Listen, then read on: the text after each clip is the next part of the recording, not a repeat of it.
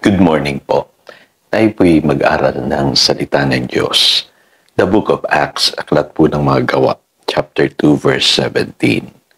Ito ang gagawin ko sa mga huling araw, sabi ng Diyos. Ipagkakaloob ko ang aking espiritu sa lahat ng tao. Ipahayag ng inyong mga anak na lalaki at babae ang aking mensahe.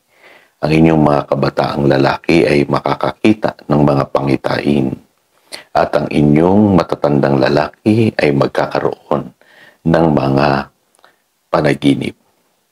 Dreams and visions, pag-usapan po natin yan today.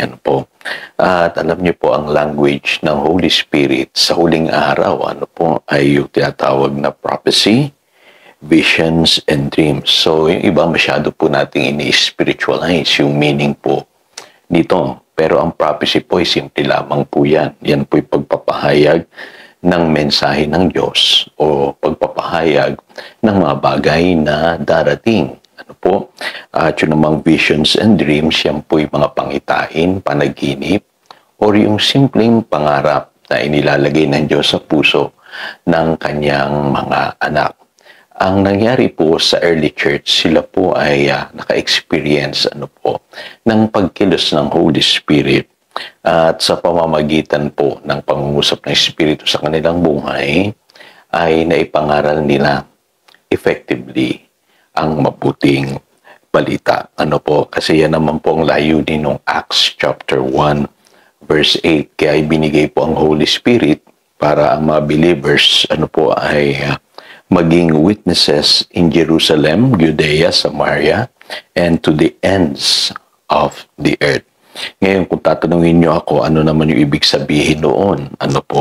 Yung Jerusalem, Judea, Samaria, yan po ang inyong sphere of influence.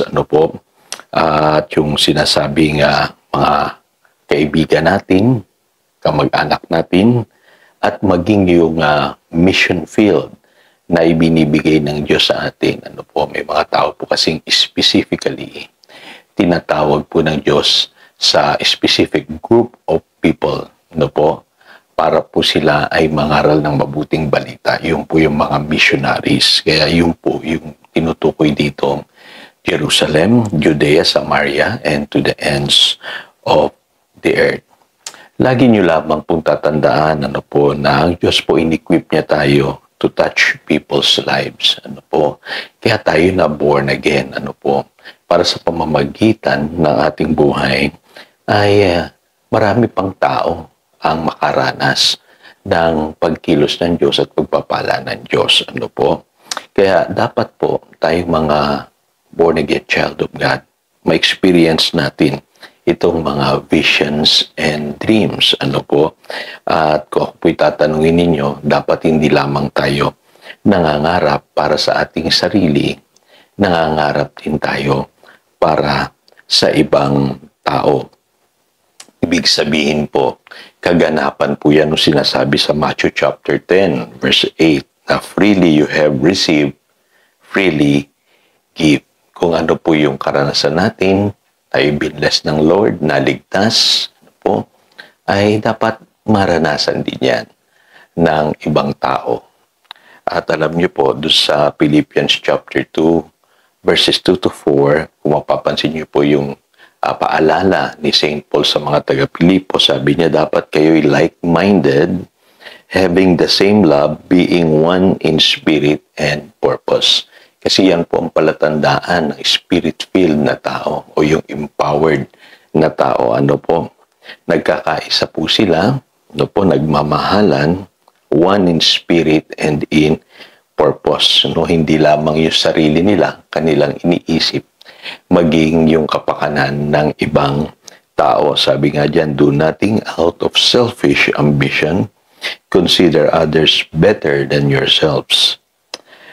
You should not look only to your own interests but also to the interests of others. So yun po pala ang katangian ng mga spirit-filled na tao. At alam niyo po sa Book of Acts, chapter 4, verse 32, nangyari po yan.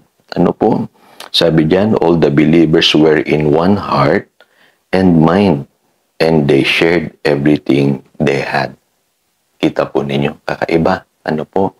Ang sabi sa Acts chapter 4 verse 34 and 35, walang nagkukulang sa kanila. So ibig sabihin, yung pagbabagong naganap sa buhay nila, yung pagkilos ng Diyos na naganap sa buhay nila, yung mga blessings na tinanggap po nila, na isi-share po nila sa isa't isa. So modern day application po tayo.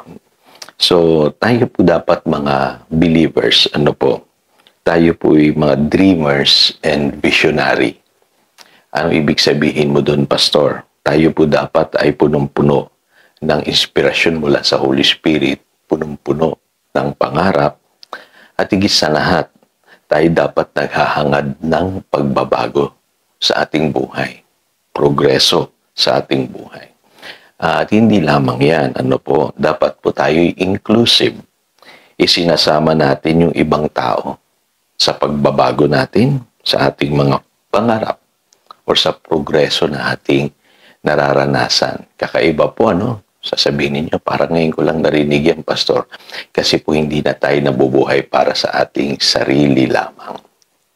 Lagi nating kilalanin ang kalagayan ng ibang tao. Pansinin niyo po, o even sa inyong pananalangin, ano po, kung kayo po'y kinikilusan ng Espiritu Santo, isinasama niyo na po yung ibang tao, yung mga prayer concerns nila, at yung mga prayer request ng ibang tao ay nai-include nyo sa inyong panalangin. Kasi binago na po ng Diyos yung ating puso. Hindi na po tayo dapat maging makasarili. At panghuli, ano po, sa pangangaral ng mabuting balita, tayo tinawag ng Lord to be a blessing. Ano po, pagpapala tayo sa ating mga sphere of influence. Ulitin ko, sa ating family, sa ating friends, and mission field. Ano po, kaya totoo po yan eh. We are blessed to be a blessing. Yan po ang experience ng early church, ng mga empowered people, spirit-filled men and women of God. Kaya dapat po ganyan ang ating maging karanasan. Ito po si Pastor Jojo nagpapaalala upang daluyan tayo ng pagpapala, manatili tayo sa kanyang salita. Good morning.